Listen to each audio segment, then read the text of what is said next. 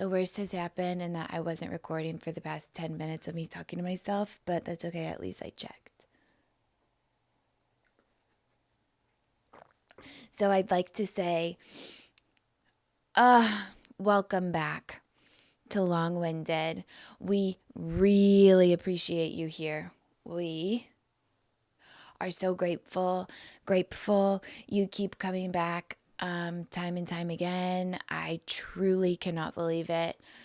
It honestly means the world. It would mean a little more if you subscribed to the YouTube, if you gave me a review, but that's okay. I really just appreciate you spending 1 hour of your life, wasting, whatever, here. Truly. I was talking about my sunglasses. These are the ones that you probably won't like, the Lenses. I got them used on Grailed for a steal, such a steal of the price. Grailed is like a vintage app. Everything's supposed to be authenticated, emphasis on supposed to be.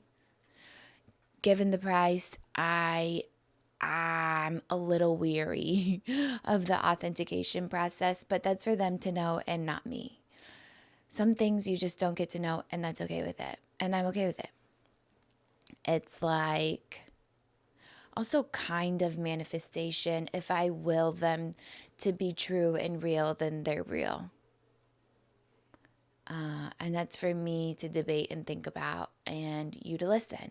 It's also like I was supposed to be at a coffee yesterday because I was like in between appointments, rushing. I was like, I'm going to be there at 10:40. I was not going to be there at 10:40, maybe 10:25 or 10:45, 10:50. But as I was looking at my phone, I'm like, it's 10:40. What if I was there? Because I thought I was there, because I said I was there. But I'm in the car, but it's like, what's the difference? I was there. Is that manifestation? There is a fine line between manifestation and delusion and teleportation. No, it doesn't really count, but I wish it would. I'm like, but I'm basically there. It's 10:40. Also, you might remember Bernie. He is our resident pervert. We love him though. He sleeps like a baby. He just loves to eat the crotch out of your jeans and eat used asshole wipes. You guys know I'm diligent about my hygiene, and Bernie is just as diligent finding the leftovers. You guys, it's not on me. It's disgusting. I do let him lick my face. I'm just kidding. Or am I? Sick. You sick freaks. You nasty fucks, perverts. Disgusting animals. But we love him. Oh yeah, but I'm in my low-rise jeans. But I'm on my period, so I have my period panties on. So it's kind of a look. I have the high-waisted because I just want to be comfortable. I'm symptomatic.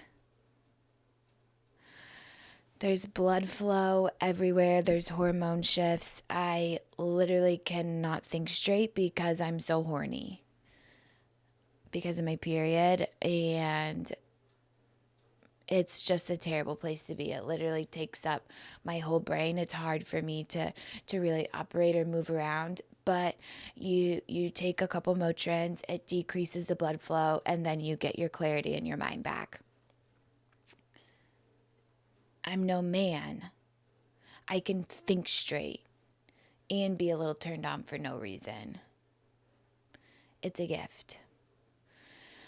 But I do like to be comfortable. Sometimes I also get period legs, is what I call them. It's like every period, my legs get kind of tingly or weak. Especially when I was a nurse, I'm like, I cannot be on my feet 12 hours today because my legs are going to give out at any second.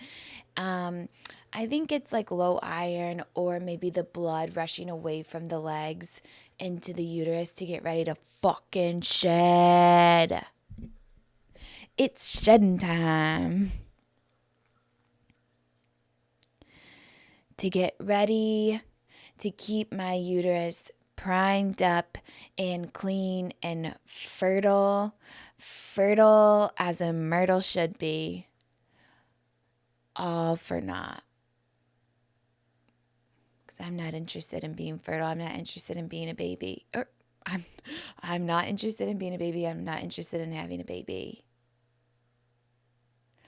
I have a big baby. Her name is Robbie. She is my baby. and I think it's okay. I feel like you guys maybe kind of know, like, I don't, with having kids and stuff, I never felt like it could be my decision. I'm like, oh, I know there's a God if I meet a man who doesn't want kids. And I would literally pray. And I'm like, I never thought something was up. That's the thing about me, is I can keep it repressed. Sometimes also before bed, I would get these thoughts, like, before you hit REM, like your mind kind of goes everywhere and it thinks about stuff. And I'd get these thoughts like, what if you're gay? What if you had to tell your parents you're gay? I'm like, oh my God, stop. It's just an intrusive thought. You're an anxious fuck. It's like, it's whatever. And turns out I was literally gay. Damn.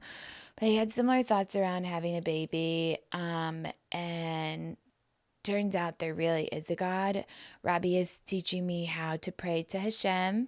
There's like some kind of call-in that she said, or like is teaching me, that you say it, that it means like kind of listen up. I'm ready to say some shit.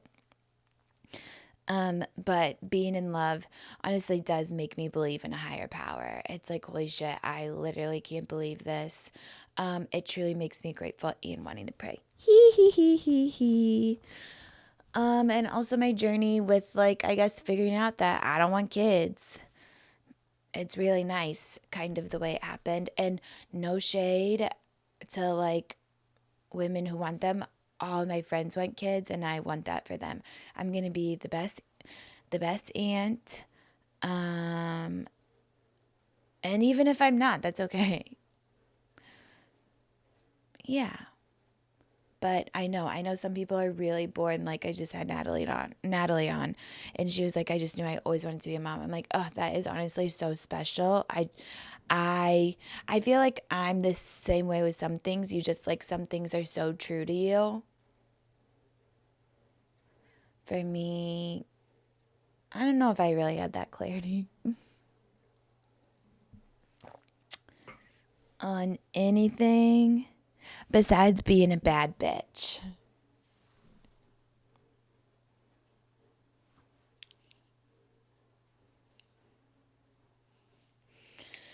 No, but I get it.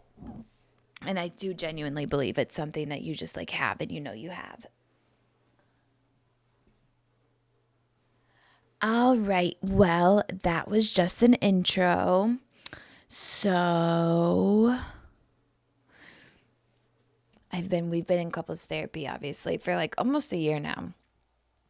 And at one point we asked our therapist, like, what's any homework, or like, what is some kind of like research we can do ourselves to like keep this going outside of therapy, because we just benefit so much from it. And she's like, you can read this book, Hold Me Tight by Sue Johnson. Like, I need like explicit instructions, a worksheet, like something to kind of get me, like, it's like I'm in the middle of Akodar. It's hard for me to get away from fairy fucking to read a dense book on therapy. Isn't there any kind of themes, something that could be taught from Tamlin and Rysand? Can we put in some knowledge that's applicable to real life through these fairy characters? Because I'm sucked in. I'm here for the smut. I'm here for the dangerous worm that's going to eat her ass. I do have big beef with Feyre's name.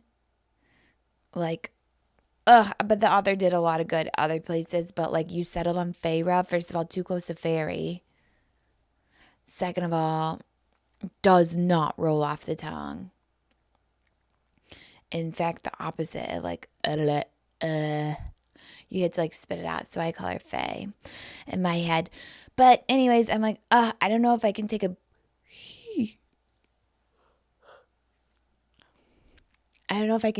break from fairy smut for this. So I naturally went on Reddit and I was like, Cliff Notes for Hold Me Tight by Sue Johnson.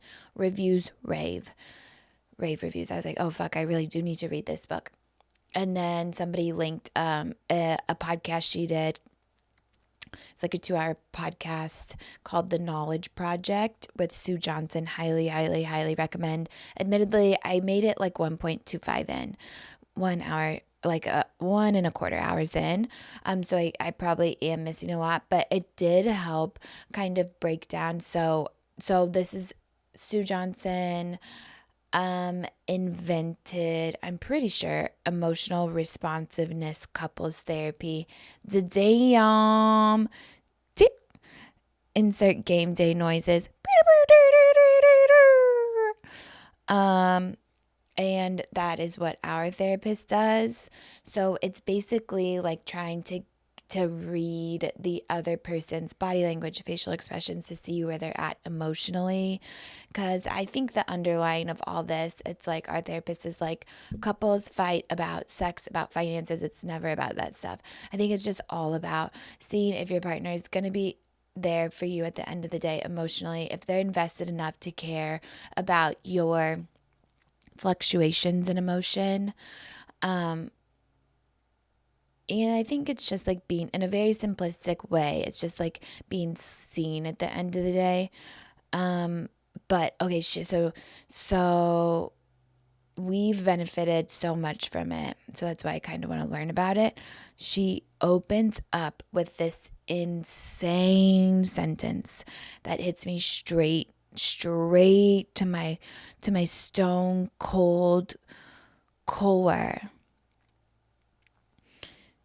She starts off the podcast. It's so drama. It also sounds like they're in a big room and it kind of echoes and you could hear a pin drop. The production of it is just insane. Very similar to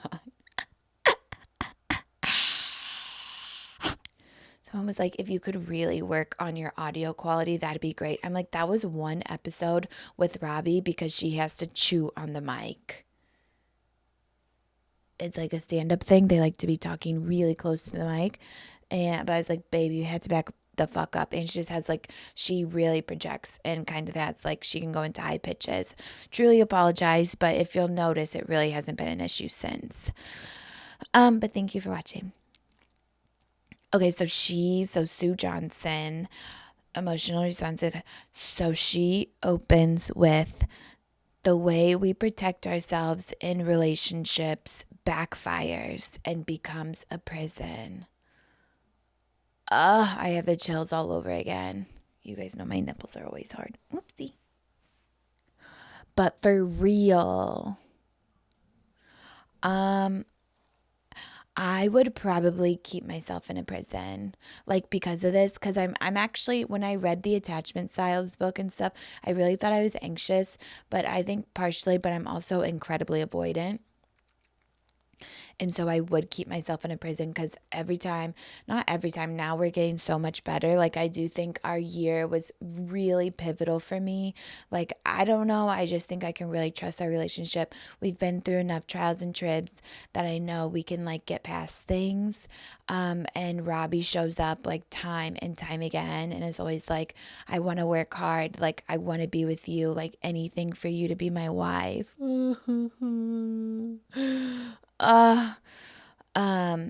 And so it's like, that is positive reinforcement. So no matter how hard it feels to bring something to her, she like meets me with just like so much emotion and wanting to work hard, and it just means the world. But it's like, it's like, okay, well, when things get hard, I've been single for so long, I can do it. It's fine.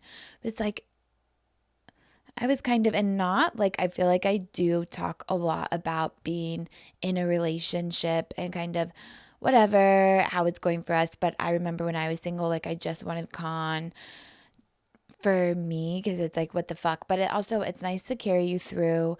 And like, I have a lot of thoughts about being single too. What is this one? There's this great like 200 pager that I thought did a great way of just like, one, it's evidence based. It's like real data. Let me see if I can log in my Kindle. And it just basically talks about how people, like when they ask you like if you're single and stuff, it's like it is annoying. And you don't have to really engage. Like it doesn't have to be your whole personality. Like I just never wanted to be a victim when I was single. It's like, so the fuck what? And it's true, because at the end of the day, I just really don't think you have, I just honestly, it's just not a choice. It's like no matter how hard we try. And I think the more we try and make it our choice, the more we cling to it. And then it becomes a scarcity thing. And then we get ourselves all fucked up because you can't operate out of a place of scarcity. And you hold on loosely, or lose control. But if you cling too tightly, you're gonna, that song. And so it's like, yes, we have to, it's the age old, we have to accept the things we cannot change. And that's really, I think, and it's like, one, you're not alone. And plus I was single and for 32 long fucking years, basically. I had a couple really, like, for some odd reason, I'm trying to find my phone because all of my books are on there. I'm gonna Kindle login. I had a boyfriend for 2 years in high school, but I think it was like before I was totally jaded. Or like still, like, I don't know, maybe I didn't know a lot about my sexuality. We never had sex, which I think maybe was a red flag, because I think it is normal to explore your sexuality in high school. And we never had sex. I just only let him go down on me, which big hard flex. And anyways, so but yeah, then I had a boyfriend for a year or so, which I'm sure you guys, and then I've like dated a bunch in between. But it was like, normally I was just always fighting the feelings of being single, and I was really hard on myself.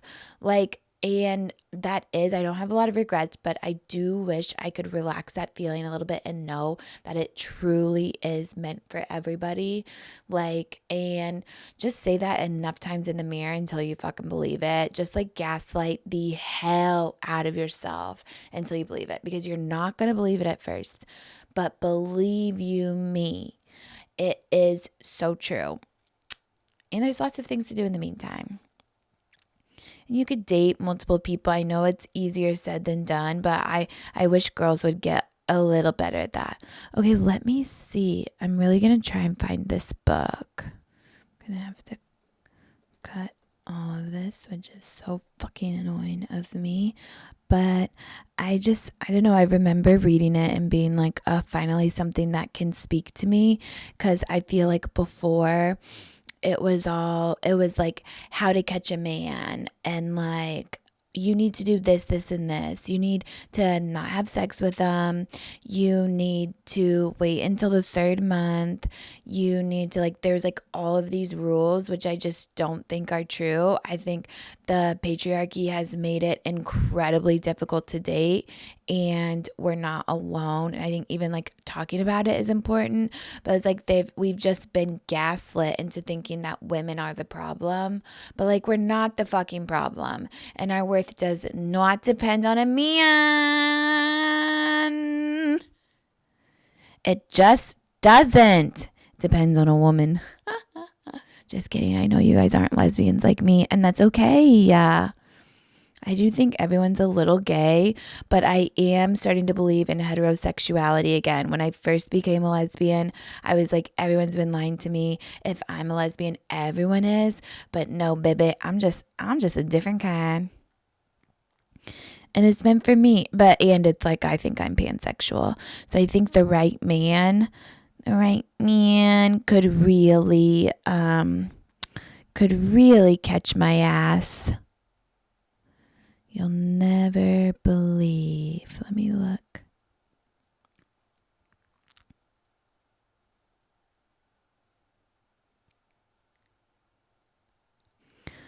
I should show you guys my reading list. It's actually really good, I feel. Sorry.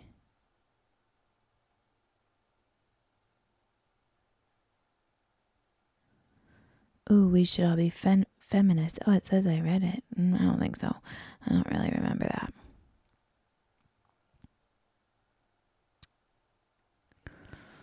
Yes, this is it. How to Be Single and Happy. It has a brutal title.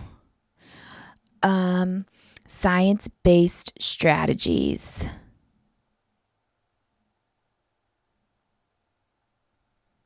Let's see.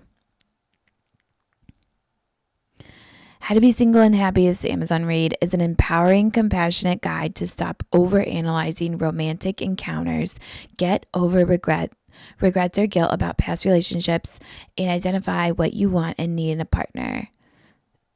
But yeah, it's extensive research by clinical psychologists, and it challenges the most common myths about women and love, like the advice of playing hard to get, please.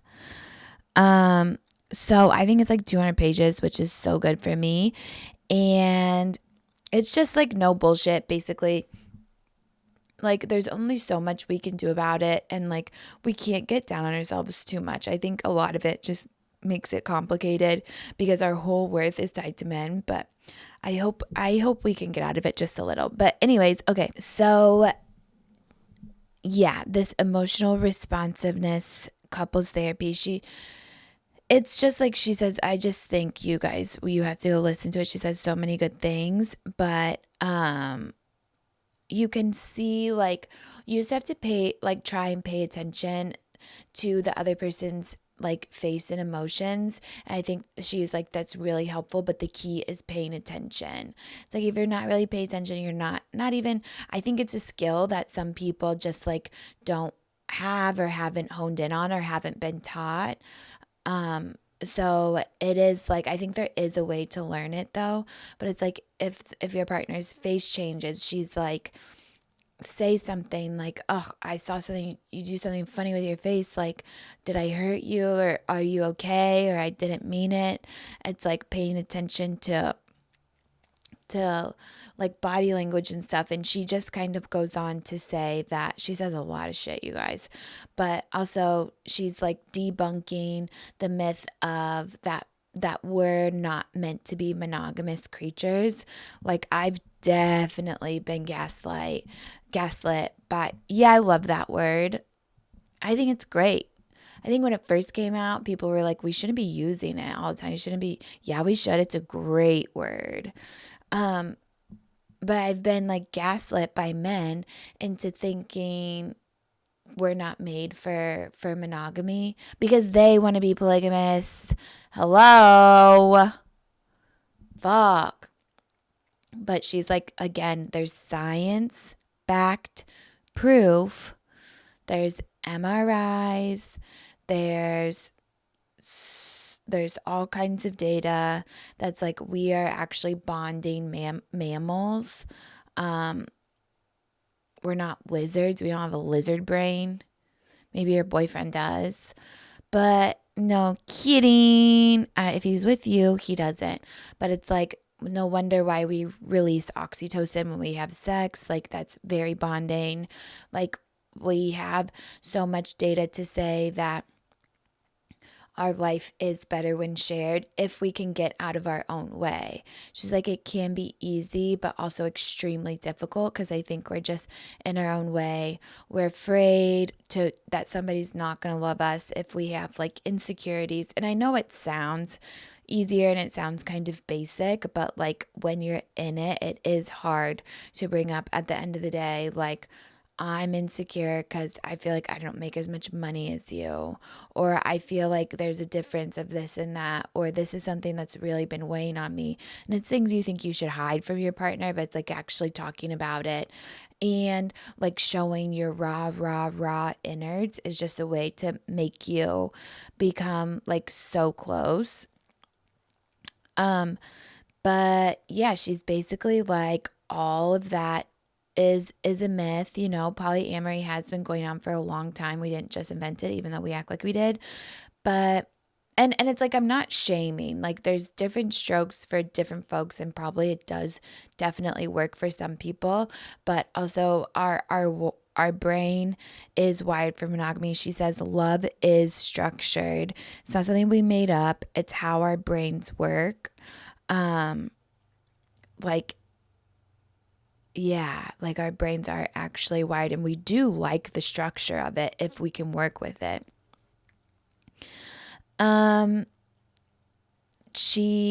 This is a good one because I feel like she's like, in relationships, people don't understand the impact of shutting down. Like, because we're bonding animals, emotional isolation, she says, can be very traumatic. And sometimes I definitely shut down, which I'm trying to get better at for sure. But in the beginning, I'm like, I just don't want to talk about it. I can't. I think there's some benefit to taking 20 minutes and like stepping away.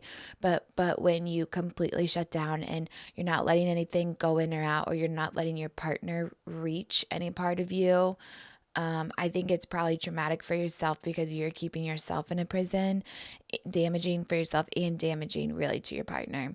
And at the end of the day, it's like, I know we've been in toxic relationships. You're like, how can you treat somebody that you love this much so bad?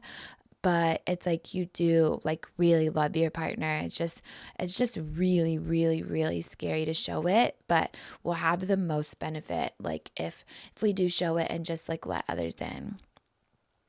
And there's another good thing she says, I feel, where it's like you don't have to be the problem solver, which I feel like we've heard and stuff before, but it actually goes way further. If you're like, okay, I'm not sure what to do, but I'm here with you, you're not alone. Cause like, yeah, I'm not much of a problem solver. I'm more of a wallower, which is kind of beneficial in these moments because I think, and being a nurse, it's like you get kind of comfortable with not having all the answers because you just never know which way it's going to go. And it's really scary and it's almost kind of awkward because you're like, I think it's more comfortable for me if I can offer up solutions, but it's like just not always about us. Okay, well, you guys know, like, try and record podcasts in advance so you're like not in a pinch the week of. So this will be a little bit of a callback, but I'm actually down because this particular instance I think deserves a callback. I think like now it's so crazy with social media and stuff, like there'll be like a boom, like the whole internet environment feel will be like focusing on something and then it'll just go away so fast.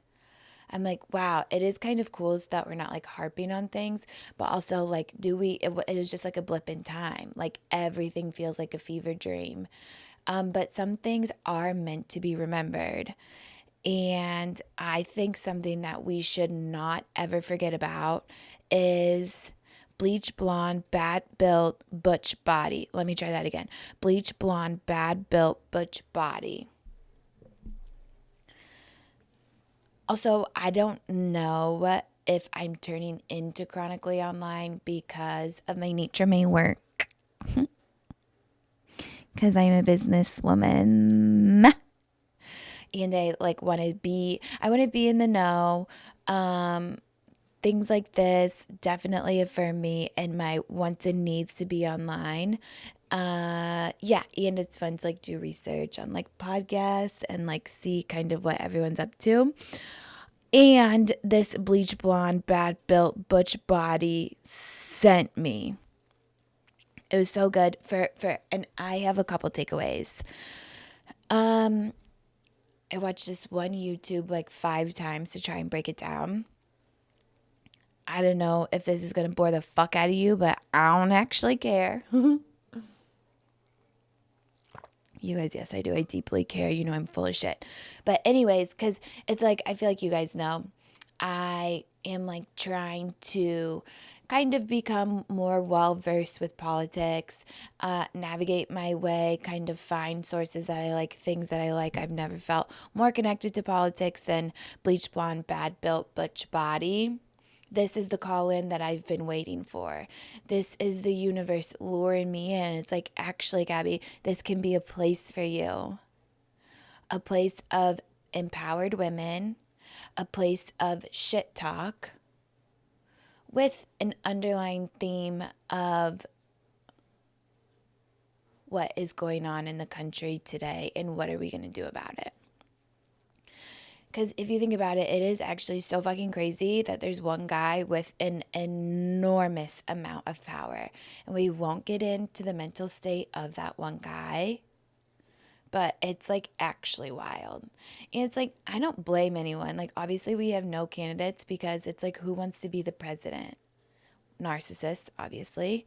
I think just like the power that is like just it consumes you and you don't care about anything else but like winning re-election, because it's like everyone says it's a popularity contest. I said that, but I don't think I actually really meant it until now. I kind of understand, because it's like trying out for the Denver Broncos cheer team every year.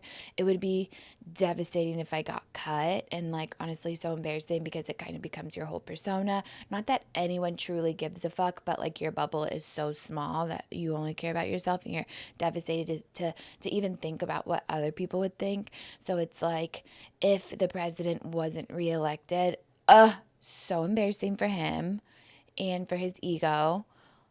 He's probably not going to get out of bed for,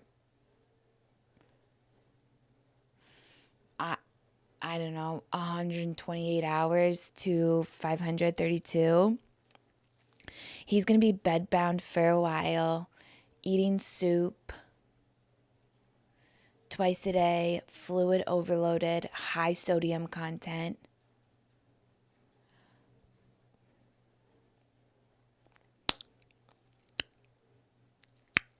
Dry mouth, sticky as fuck, hating himself, depressed.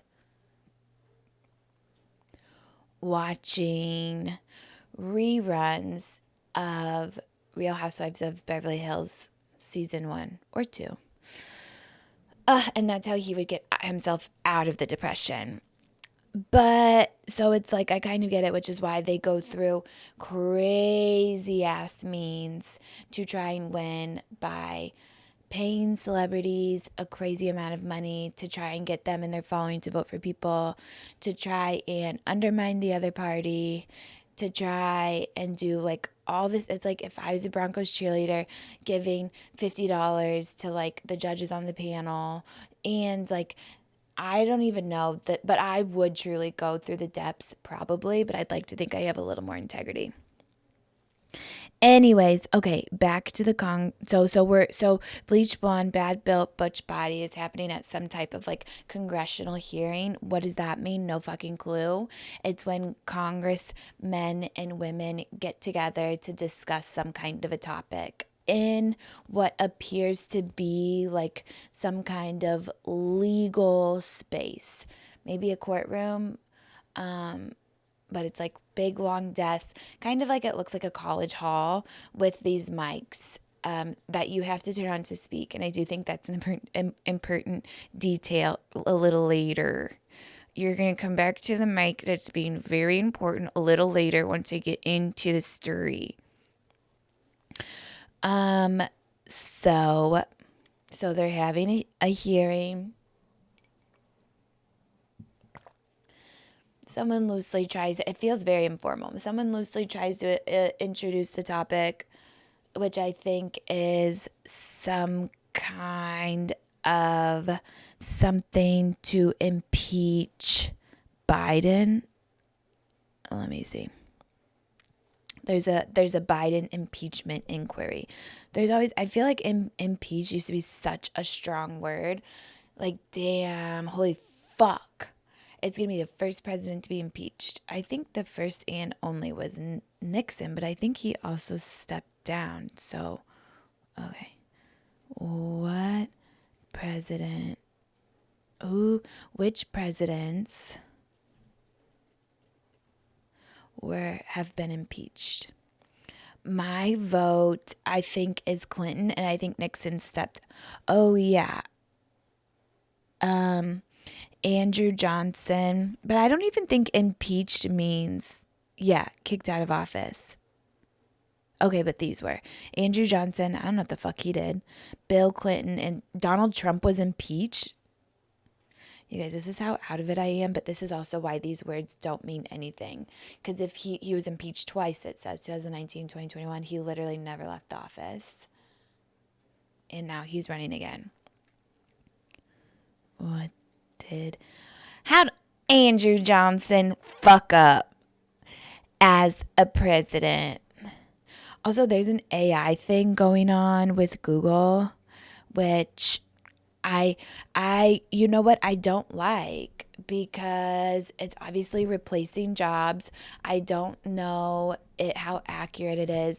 And it's like, I think we actively kind of have to have a stance where it's like The Social Network. Somebody said like they thought that movie was released a little too early, and like now I understand, because I think it was way ahead of its time, and we couldn't actually understand where technology, the internet, and social media was going. And now I see AI on Google, and I'm like, okay, so all of those jobs were lost, that people were putting all of these searches, paragraphs together. And if this is the beginning, where's it going to go? So I feel like we do need to take a stance, like as a society, like The Social Network. You know, it was like the social media ethics committee to like try and bring awareness around all this stuff so it doesn't actually fucking ruin our lives, which I think there's pretty sound evidence that it's already starting to. And now AI with Google. So I don't know. Because I asked why he was impeached, and AI is clearly biased because the first answer is paying off the national debt. That's obviously not why he was impeached. So why are you not answering the question? This is not coming from a neutral outlet. Okay.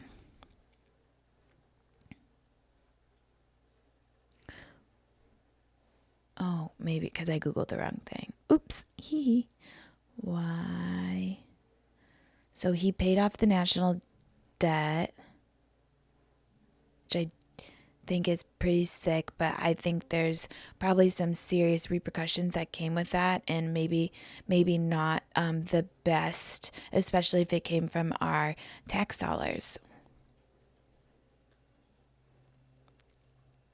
I don't really know though. You guys, I'm just chatting shit. I'm just talking shit. I'm talking out loud, so maybe we can go through this together. Okay.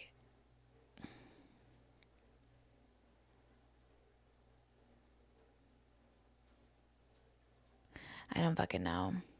It really violated the 10-year. Okay, this is beyond boring. Fuck.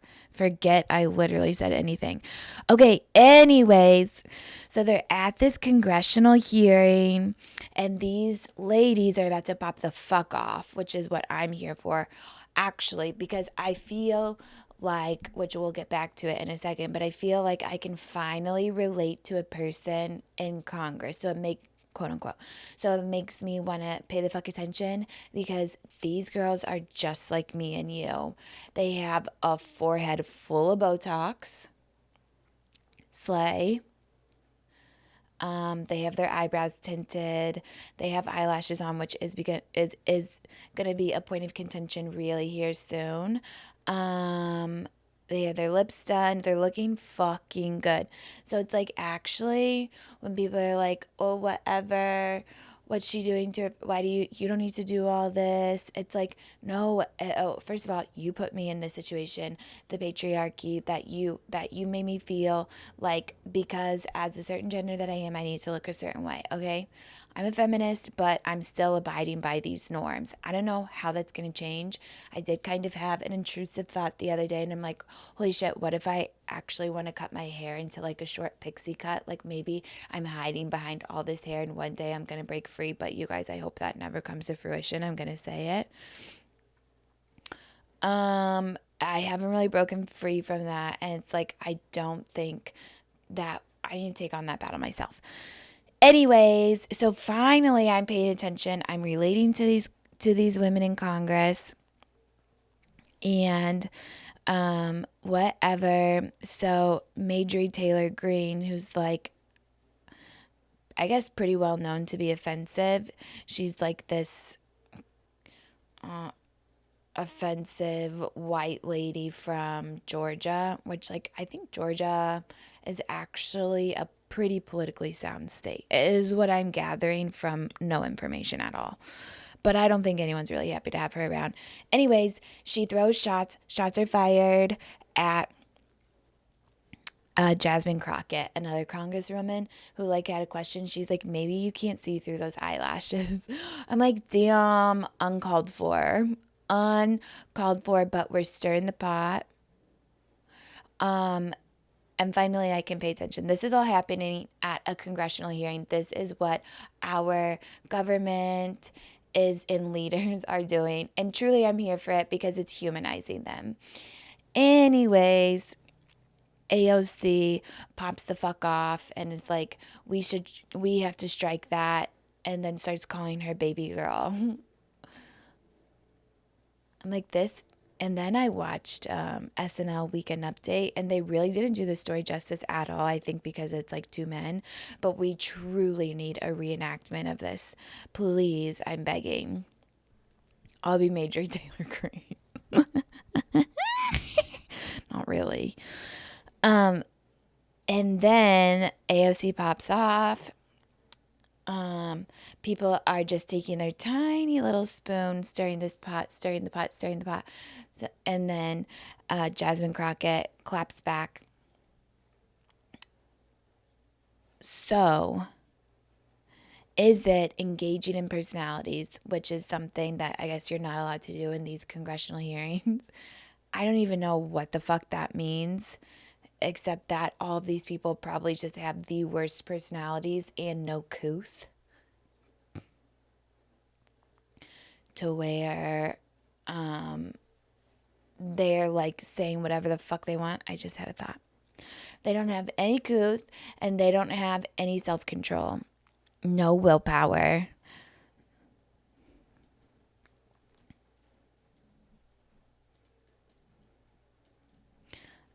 My dad took me off the cell phone bill, and I want to tell you guys about it. Talk about offensive. And okay, so anyways, yeah. Okay, so Marjorie Taylor Greene's like, you probably can't see through those eyelashes. Like, who the fuck cares? Like, you wear eyelashes to you. I won't say it. And then Miss Crockett is like, is it engaging in personalities? Yes, she knows where she's going. To call Miss Green bleach blonde, bad built, butch body. I don't know if she said that before. And then the whole room just like died of laughter. and literally the judge was like, I literally don't understand what you just said, which made it even funnier because he had no idea where it was coming from. I'm just curious, just to better understand your ruling. If someone on this committee then starts talking about somebody's bleach blonde, bad built butch body, that would not be engaging in personalities, correct? A what now? Chairman, I make a motion to strike those words. I don't think that's part I'm of the. trying to find clarification on what qualifies. Chairman, motion to strike those words. I had no idea words. what you just said. We're not gonna do this. Look, you guys earlier literally just You just voted to do it. But yeah, then it just erupted. But it's like, actually, putting Jasmine Crockett on the map. Now we all know who she is, literally one congresswoman, what she's about. And then I listened, well, I didn't watch the whole thing, but then I listened to her afterwards, and she's like, yeah, what are we doing even about this impeachment inquiry that's not going anywhere, that's supposed to be part of public knowledge, but we're here talking shit at 10:30 at night. Like, everyone's exhausted. Nobody's paying attention to us. Also, there's somebody running for president who's on criminal trial. Why aren't we talking about that? But you guys know it's already been made into a song on TikTok. I probably looked at YouTube videos the next day, and Jasmine Crockett had already had merch made. She was reposting all of the sound, like all of the mixes on Twitter. And I'm like, honestly, good for you, because you do have to take advantage like of your pop off and the attention that you're getting. And it's like you're putting like Congressional, like, what, who am I supposed to relate to? Nancy Pelosi? Like, I don't even understand. I know she's like some kind of a billionaire, which already not relatable, and she just never really has much to say. You guys, my knowledge just really does not. I know I'm doing you guys a disservice, but we all got to start somewhere. So now I truly have new politics, and that is women of all ages in all, I'd say in all kind of places of life. But I will say, when you're like kind of like, it's like they're on TV all the time, they're giving speeches, and like it's like it's our beauty standard, unfortunately, but it's not, it's everywhere we see it. And it's like, I'm just sick of shaming people about it. It's gonna be what it's gonna be. It's like, in work can be tasteful, like work on your face.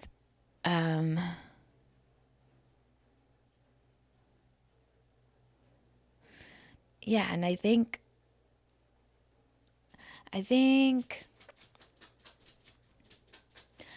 they're showing up every morning, having their notes in order, having their debates in order, having their legal arguments in order, with a skinny vanilla latte in hand and 50 units in their forehead of Botox. And probably a standing schedule for the next 3 months. And when they're so fucking stressed, that I think they deserve that. But that's what's going on. And honestly, that's an environment I can't get down with. So I think it's just bridging the gap, truly.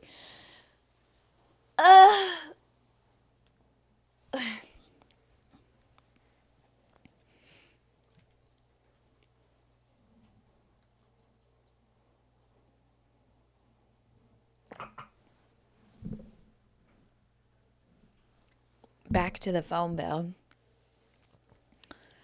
I was emailing my dad because I think I told you guys my phone psychotically slipped through the cracks of a deck. Gone forever. I'm using my old phone, which honestly is kind of nice. I kind of like how like big it is, and the camera isn't so like overexposed and fucked up. Come on. Oh, Nardo needs me to make some room for him. Come on, Nardo. Please, I'm in the middle of work here. Come on.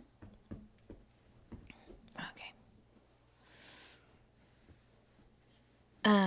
So I have to email him because he works in a classified area. He can't have his phone.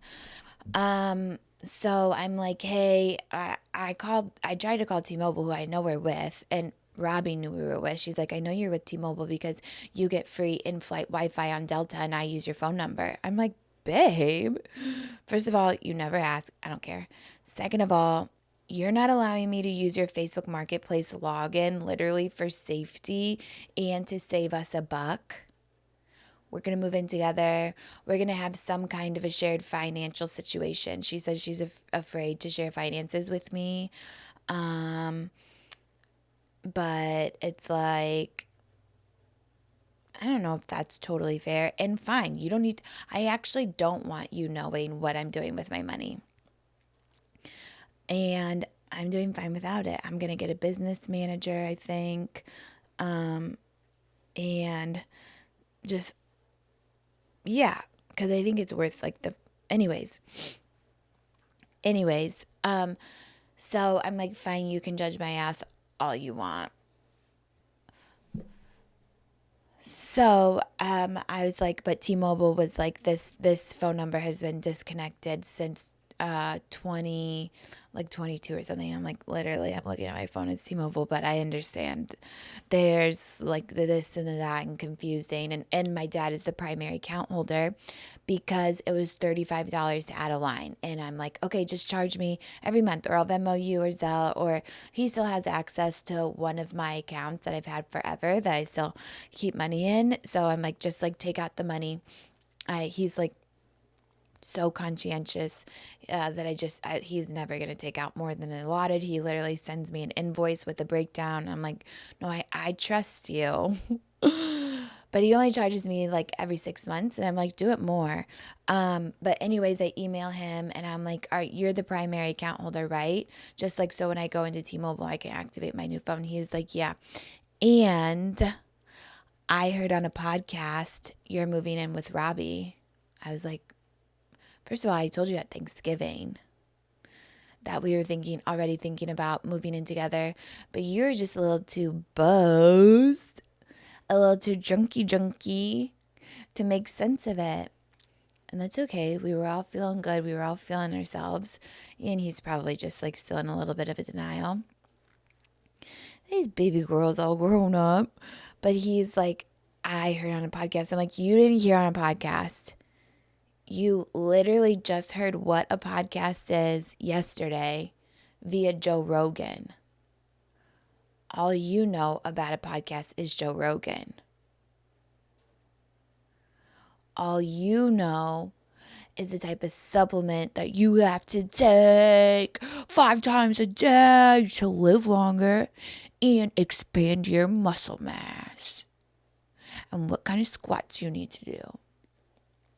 Those are the only podcasts you're listening to, and you literally cannot convince me otherwise. So you didn't hear on a podcast. I know one of your coworkers, which thank you, I'll take any fans anywhere, is listening and selling me out, and that's okay. I'm like, oh yeah, we're thinking about moving in like later this summer. We would have been together for like a year, 2-3 months by then. I think that's pretty good, like given our age. Surprising, honestly, that we are not living together already. So I'm like, damn, one, this is passive aggressive. This is a leading question objection. 2, it has a different tone via email. So I was like, oh fuck, I'm in trouble. I'd be like, oh my God. And I was like, obviously this podcast is not meant for parents.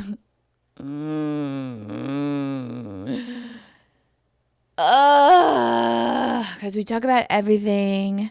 It's like, I know it's hard to understand. We're talking about sex. We're talking about little drugs. We're talking about depression, which, like, sorry, but the boomers just don't really get it. And that's fine. It's like we have a healthy relationship.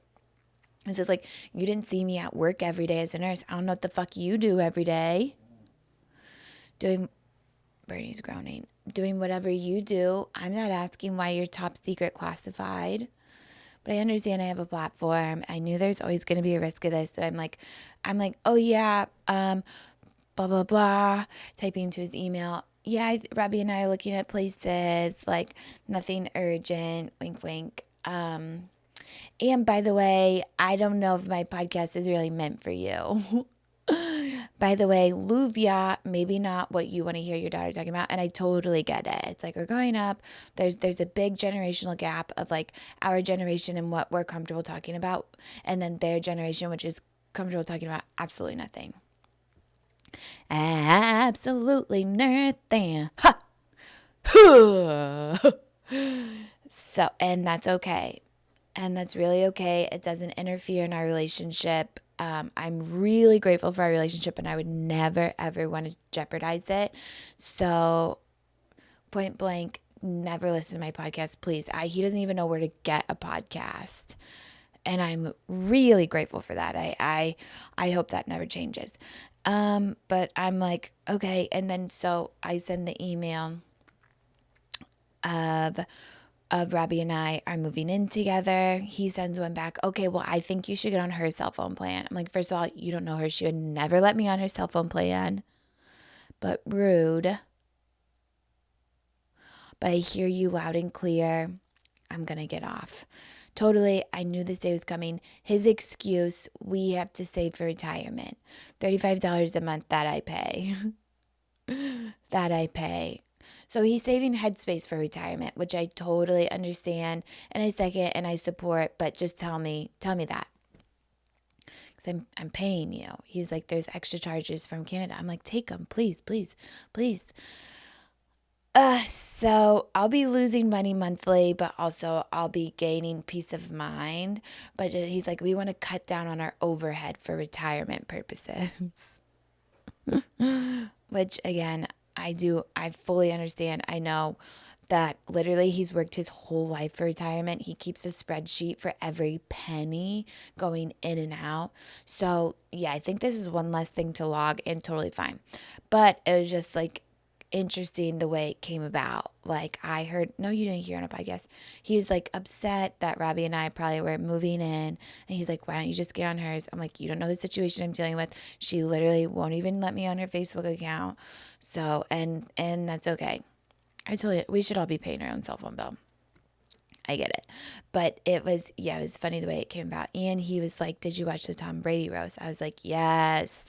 Nikki Glazer killed it. And he's like, I hated it. I'm like, what? Again, I think it's a generational thing. Like, and men just idolize these NFL players so much. Like they're God, they can do no wrong for literally throwing a ball around. It's like once Tom Brady opened up his mouth, he became infinitely less hot. I don't even know what was coming out, but it's like, okay, yeah, maybe you should just keep your mouth shut, keep your reputation high. Don't try and say anything. Don't stick up for yourself. Just you get that ball, Brady, and your chiseled jaw. But I'm like, yeah, when you're that good at one thing, something else is going to lack.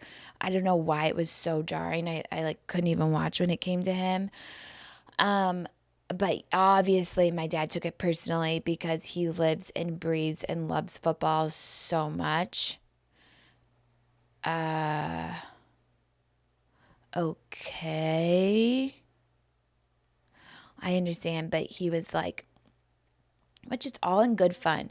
He got paid like $20 million. He knew what he was doing. He knew what he signed up for. He's like going to be an announcer. It's like probably going to be good for his career. And like nobody really thinks anything of it, I think. I definitely would not be signing up for a roast. I say that, but there's always a 10 to 50% chance that I'll change my mind. But probably not. I truly hope I never get the opportunity. Which who am I kidding? It's like me and Justin Bieber and Tom Brady. But no, I don't want it because they go for the jugular, but it is all in good fun and they were all like roasting each other. So I feel like it did kind of level the playing field. But my dad was like, they went in too hard. Which like obviously they were going to come for his marriage. How did he lose Giselle? That's the craziest thing ever. But I talked to my other friend and I was like, oh my God, my dad is like I thought the roast was so good. I thought like people were really free to speak. Robbie was saying Nikki Glazer apparently is like the queen of roasting. I feel like she really got her moment among all these men, which like Stan obviously, and my friend's dad was like kind of the same way. I was like, okay, it's just another boomer, which I know they're not boomers, but it's like, I'll get better. What are they? Generation X? Maybe they are boomers and my grandpa is the greatest generation. What years are boomers? Okay, my dad is one past a boomer. It's 1946 to 64, but he is an old 65, I will say. Not in the spirit, but kind of the mind. Okay, let's see. Okay, yeah, so he's Generation X. on the cusp. I feel like he really aligns more. Me just selling him out for no reason. Generation X is 65 to 80. Nobody talks about Generation X. Yikes. They really did not make a mark. Okay. Well, I mean, my dad, no, I'm so proud of my dad. He literally just like worked his whole life. Put his head down. He's such a hard worker. I could not be more excited for him to retire. When Robbie and I move, I hope we have an extra little room for them, since my dad and my stepmom, since they're gonna they want to do a lot of road tripping cross country. So I hope we have a little room for them so they can stay as long as they want and watch the dogs. I will say they maybe Generation X, it's like, fuck, are they the least lucky? Are they the most put upon? Because they don't get the boomer wave where they bought their house for a raspberry and they're selling it for like the clearest diamond you've ever seen. It's like all those memes that are like, it's like old people line dancing, just not giving a fuck because they just sold their house for $3 million more than what they bought it for. It's like, that's actually so crazy. But I feel like they missed that. Yikes. Just by a little bit. Just by a little bit. It's very specific to right now. Because they also want to move, but one, houses are so expensive right now. Where are they going to move to? And two, I think their house has appreciated, but I don't think it's appreciated that much because they bought it like maybe not 20 years ago, but maybe 10 years ago. So it's like, I feel like their generation really got fucked. Why does nobody talk about them? Let's see. Why does no one have anything to say about Generation X? I didn't even have to go that far. Your AI's dumbass. Oh, it's a smaller generation than other generations. Let's see. Let's see what Reddit has to say. It's like they're just always having discussions, which is nice, but don't you ever think I'm looking at myself on Reddit. It's always boomers this, millennials that, zoomers. I don't think anyone really calls them zoomers. Let's see. Oof, this is shady. Damn, this is personal. Our parents ignored us. Why shouldn't everyone else? We like it that way. Leave me alone. Whatever. Get out of my room. I guess that's Generation X. Yeah, but I would say they kind of like, both my parents worked more than full time. So I feel like millennials are kind of similar. We were pretty much the latchkey kids generation. No, I was a latchkey kid, you guys. I'm Generation X. I don't know what the fuck that says about me. Our mothers were the first to mainly work outside the home. I guess it took a generation to figure out that kids need supervision. Literally. This is me. I had no supervision, which is why I was burning my deck down.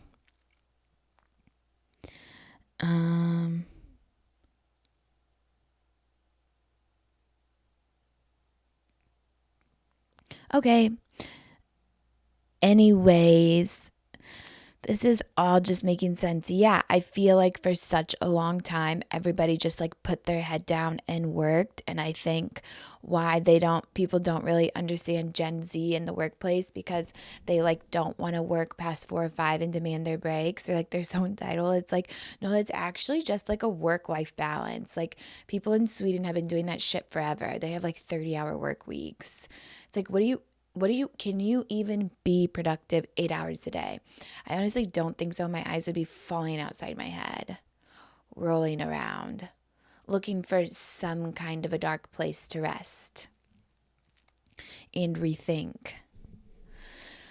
But it is brutal, which is why I'm so excited. And my dad's like, I wish I could be like more like you. And it's like, I guess it is the generation. Because even when I was a nurse, it was hard fucking work. And I was going to acupuncturists, I was going to astrologers, I was going to primary care physicians, I was going to any kind of self-help I could get to figure out why the fuck I was fatigued.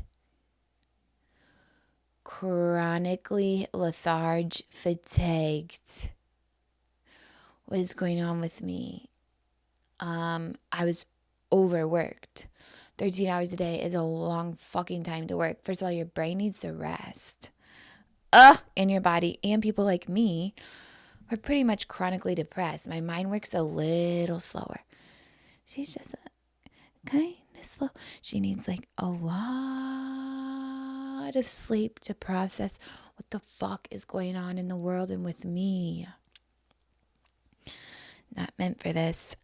But they just don't get it. But it's like, yeah, I would earn and burn that PTO, baby. You couldn't tell me nothing. No. Mental health day here, mental health day there. Because I do. You have it for a reason. I have a friend who has so much paid time off that she's not accruing. It's like, what are you actually doing? But she's like, every time I take off work, there's nobody, like at least nursing, it's like there's always going to be someone there to help pick up the slack. You don't ever have to take your work home. Emotionally, you definitely take your work home. The nightmares, the bells and whistles you would hear in your sleep is actually crazy. But she's like, I have twice as much work when I come back. I'm like, that is literally an HR issue. That should be illegal. I do feel like there should be some kind of rights against that. This is a cause I could get behind is HR being more, having more power to enforce and like really fixing our being overworked. It's like we're all overworked and we can't enjoy life.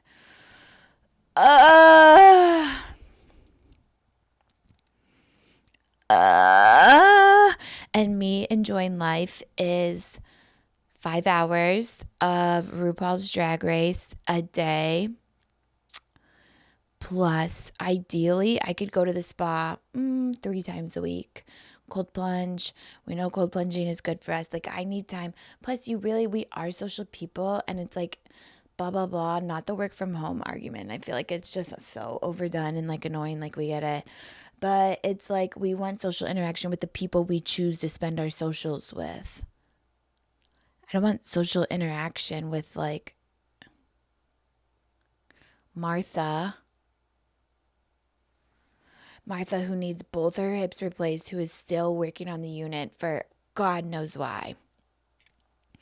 Martha, you have to do this for yourself. You have to retire. Maybe she doesn't have retirement, but it's like we should be giving, if you have some kind of like disability, it's like this is actually hurting you, or like, but it's like I think she just wanted to.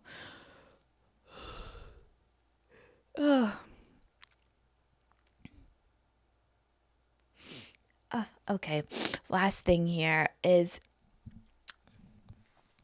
okay, sorry to end like that. Not sorry. I think you should go listen to the episode if you like to read. Definitely read her book. People were recommending both Hold Me Tight by Sue Johnson and this podcast, and that other book, How to Be Single and Be Happy. Again, terrible title. Don't let it sway you. Beyond that, you guys, thank you for another day. I really hope you come back again and again. And I hope you have a good week. And I hope, just like sending thoughts and prayers and blessings. Please, dear God, subscribe, press 5 stars. Please subscribe to my YouTube, all of that annoying self-promotion. Okay, but I'll see you next time.